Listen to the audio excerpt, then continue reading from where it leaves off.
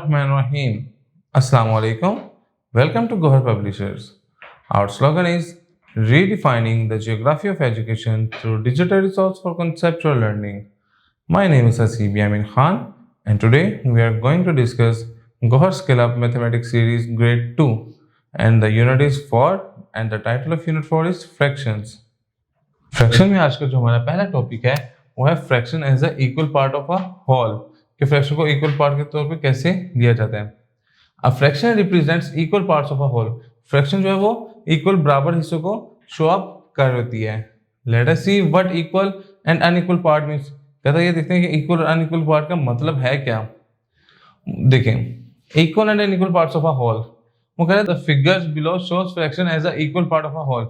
वो कह रहा है देखें कि इसमें एक आपको होल पार्ट के सूत्र में शो किया गया हुआ है। अगर हम इसको हाफ कर दें तो ये 2 इक्वल पार्ट्स हो जाएंगे, और अगर इसमें देखें कि अगर हम इसको एक साइड से कट ऑफ कर दें तो देखें इनका ये दोनों पार्ट आपस में बराबर नहीं है, क्योंकि ये इसका मेजर पार्ट और ये इसका माइनर पार्ट है। तो ये देखें इसमें लेंथ के थ्रू भी इसको काउंट करने तो ये सेम नहीं आएगा, और इसी तरीके से हम इसको डायग्राम में भी देख रहे हैं तो ये सेम नहीं है।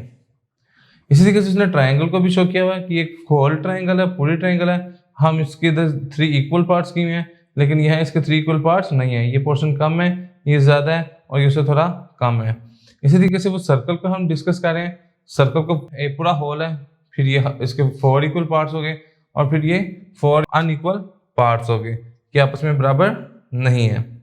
एक्सरसाइज पे मूव करते हैं। वो कह रहा है tick the shape that have equal parts of a whole. वो कह रहा है बताएं जिसके इक्वल पार्ट हो रहे हैं वो कौन सा है।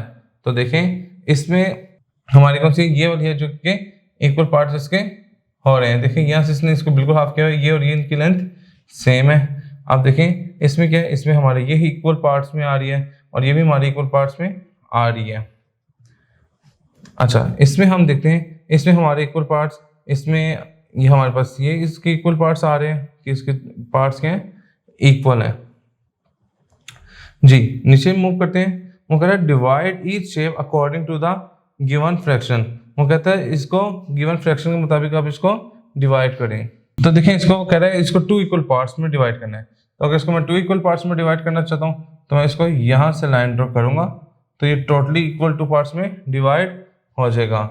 इसी तरीके से अगर मैं इसको 4 इक्वल पार्ट्स में डिवाइड करना चाह रहा हूँ तो ये इस तरीके से होगा। इसको आप इसको इससे मिला दें और इसको इसे, तो ये क्या हो जाएगा, ये 4 इक्वल पार्ट्स बन जाएंगे। इसी तरीके से हम इसको भी रिजॉल्व कर सकते हैं। जी नेक्स्ट मूव करते हैं। Half, 1/3 and quarters. Halves, halves कहते हैं when a whole is divided into 2 equal parts. अगर आप एक सर्कल को बिल्कुल 2 इक्वल पार्ट्स में डिवाइड करते हैं then 1 each part is called half. तो उसका एक जो पार्ट होगा वो क्या कहलाएगा, हाफ कहलाएगा।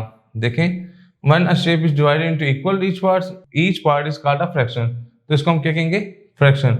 और कैसे शो करेंगे, देखें ये पूरी बॉडी है, इसके 2 पार्ट्स हैं, ठीक है, और ये एक बॉडी थी जिसके हमने 2 पार्ट्स किए हैं। इस तरीके से ये देखिए ये 1 होल पिज्जा है, ठीक है। इसको जब हमने हाफ किया तो ये देखें ये पिज्जा एक ही था, लेकिन हमने इसके 2 पार्ट्स कर दिए तो ये 1/2 कहलाएगा। तो देखिए हाफ इसका ये, हाफ इसका ये है। जब सम अप होंगे तो बनाएंगे ये एक होल। जी वो कह रहा है divide the following shape into half. वो कहता है शेप्स को आप हाफ में डिवाइड करें। तो देखें इसको अगर हमने हाफ में डिवाइड करना है, इसको आप इससे मिला दें, ठीक है, इसको आप इससे मिला दें, इसको इससे मिला दें। इसी तरीके से हम इनको हाफ आपस में कर सकते हैं। नेक्स्ट क्वेश्चन पे मूव करते हैं। वो कह रहा है colour the half of the each shaped and right in the fraction. वो कह रहा है इसको हाफ करें और इसको फिर इसको कलर करें। देखें ये इसने हाफ हमें करके दिया, इसके एक पार्ट में आप कलर कर दें।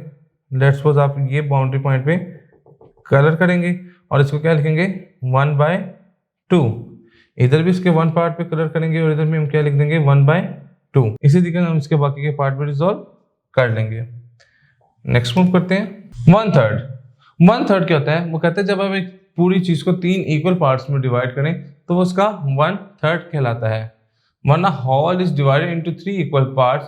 जब एक चीज को पूरे इक्वल 3 पार्ट्स में डिवाइड करें then it is called 1/3 of whole. तो ये उसका 1/3 कहलाता है। देखें ये एक होल है, ठीक है। अब इसको हमने क्या किया, 1/3 पार्ट्स में डिवाइड कर दिया है, ये हमने मार्किंग की। तो जब किया तो इसका जो एक पोर्शन जो हमारे पास है ये इसका 1/3 कहलाएगा। ठीक है, और ये 3/1/3 मिलके एक मुकम्मल हॉल बना देंगे। जी स्टूडेंट्स, तो आज का लेक्चर हमारे यहाँ पे मुकम्मल होता है। उम्मीद है आपको समझ आ चुकी होगी। इंशाल्लाह नेक्स्ट लेक्चर में मुलाकात होती है। गौर पब्लिशर ज्वाइन करने का शुक्रिया। अल्लाह हाफिज़।